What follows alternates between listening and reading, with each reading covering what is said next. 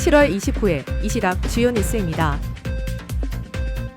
폭락장 속에서도 삼양식품 오리온 등 경기방어주와 엔젤로보틱스 등 로봇 관련 테마주는 강세를 보이며 수급 차별화의 현상이 나타났습니다. 신현소 한국은행 총재는 금리 인상 기조를 유지해 근원 물가 상승을 잡는 것이 합리적이었다고 밝혔습니다. 청와대는 조정식 국회의장의 발언과 관련해 대통령의 연임은 헌법상 불가능하다고 밝혔습니다. 이혁원 금융위원장과 이찬진 금융감독원장은 단일 종목 레버리지 3장 지수펀드 사태에 대해 책임을 무겁게 받아들이고 투자자 보호를 위한 보완 조치를 신속히 이행하겠다고 밝혔습니다. 한화솔루션은 태양광 모듈 가격 상승과 원재료 적기 조달 등으로 2분기 영업이익이 3,065억 원을 기록했다고 공시했습니다. 코스피가 11% 넘게 폭락하며 이틀 연속 서킷 브레이커가 발동된 충격적인 잠세 속에서도 살아남은 종목들이 있습니다. 반도체 등 대형 기술주에서 빠져나온 자금이 전기방어주와 테마주로 대거 몰려들었습니다. 삼양식품은 4.73% 상승했고 오리온, LG생활건강, 아모레퍼시피구, 오뚜기 등 음식료 화장품 종목들도 일제히 강세를 보였습니다.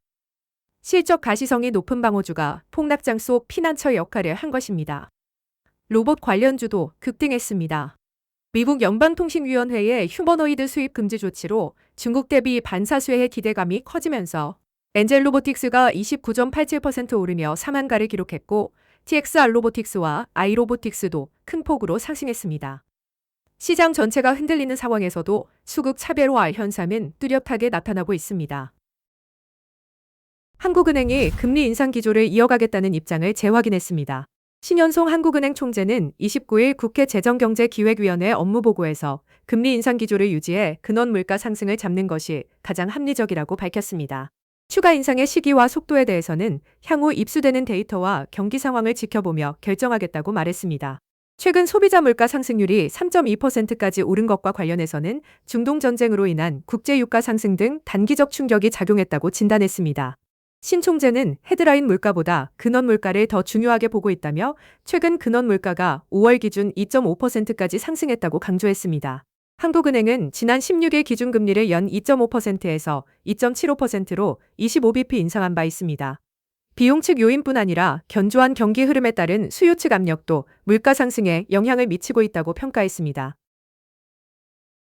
이재명 대통령의 연임 개헌 논란에 청와대가 직접 입장을 밝혔습니다. 강훈식 대통령 비서실장은 29일 청와대에서 기자들과 만나 이 대통령이 헌법 체계가 허용하지 않고 국민도 용인하지 않을 것이며 현실적으로도 불가능하다고 말했습니다. 이번 논란은 조정식 국회의장이 현직 대통령 연임 개헌은 국민 선택의 문제라고 발언하면서 정치권으로 확산됐습니다.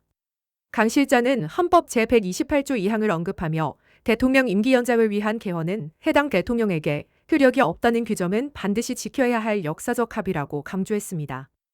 또한 대통령을 정치적 논쟁으로 끌어들이려는 시도에 매우 강한 유감을 표명했습니다. 청와대는 지금은 부동산 정책과 민생 경제가 중요한 시기라며 정치적 논란보다 국민 삶 개선에 역량을 집중하겠다고 밝혔습니다. 삼성전자 SK하이닉스 단일 종목 레버리지 ETF 출시 이후 국내 증시의 변동성이 급격히 커지면서 금융당국이 국회에서 강도 높은 질타를 받았습니다. 이혁원 금융위원장과 이찬진 금융감독원장은 29일 국회 정무위원회 업무보고에서 금융시장의 최종 책임자로서 책임을 무겁게 받아들인다고 밝혔습니다. 청와대의 증시 부양 압력이 상품 출시로 이어졌다는 정치권의 지적에 대해서는 적법한 절차를 모두 따랐다며 즉답을 피했습니다. 이 위원장은 한국형 변동성지수가 상품 출시 약 한 달 뒤인 6월 말 98까지 치솟은 것과 관련해 단일 종목 에버리지 상품이 리밸런싱 등 여러 과정을 거치며 시장 변동성을 확대시킨 측면이 있다고 인정했습니다. 또한 출시 시점이 적절하지 못했다는 비판에 대해서도 결과론적으로 무겁게 생각한다고 답했습니다. 금융당국은 보완 조치에 총력을 기울이고 필요시 추가 대책도 과감히 추진하겠다고 밝혔습니다. 태양광과 케미칼이 동시에 웃었습니다. 한화솔루션이 올해 2분기 영업이익 3,065억 원을 기록하며 시장 예상치를 무려 114.4% 웃도는 깜짝 실적을 달성했습니다.